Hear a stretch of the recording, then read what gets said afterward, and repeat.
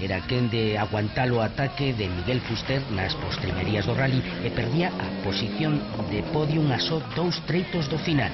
O mesmo lle pasaba a Jonathan Pérez, que perdía a forza nos últimos compases baixando ata a quinta praza.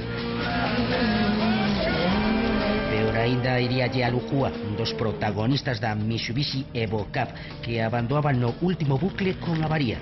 E a estas alturas o que estaba a conseguir unha boa renda de posicións era Bruno Meira, o irmán de Alberto, moi entonado nun Mitsubishi Lancer Evo 10 que chegaba a meterse entre os 10 primeiros. Preto de Alberto, o coruñés Álvaro Muñiz comezaba a abordalo sobre o Ford Fiesta R2 do equipo Nupel, rematando a proba na 13ª praza.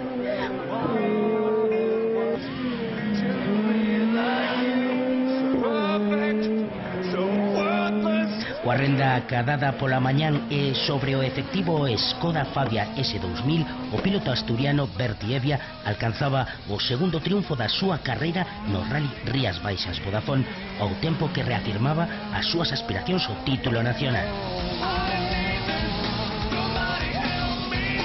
O mesmo Alberto Meira permitíase algunhas licencias cara ao público malia xogarse o segundo posto final, o mellor resultado da súa carreira deportiva que o converte xa en figura a nivel nacional.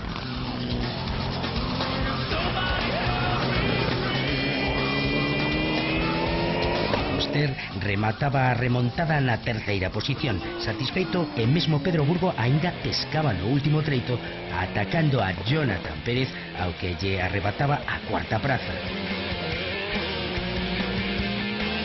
Viñes, o Suzuki remataba sexto, mentres Mantecón, Miguel Arias, Bruno Meira e José Suárez completaban os 10 primeiros.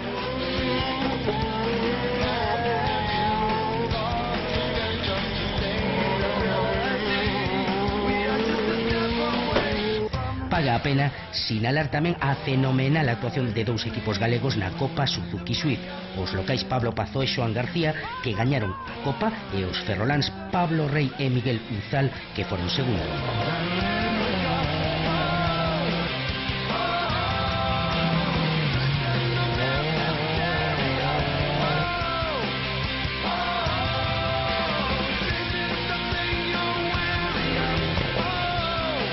O remate da proba viguesa tivo este ano un novo escenario, xa que os gañadores recibiron as honras na Porta do Sol, rodeados polo público que celebrou o seu triunfo, moi especialmente os dos pilotos galegos.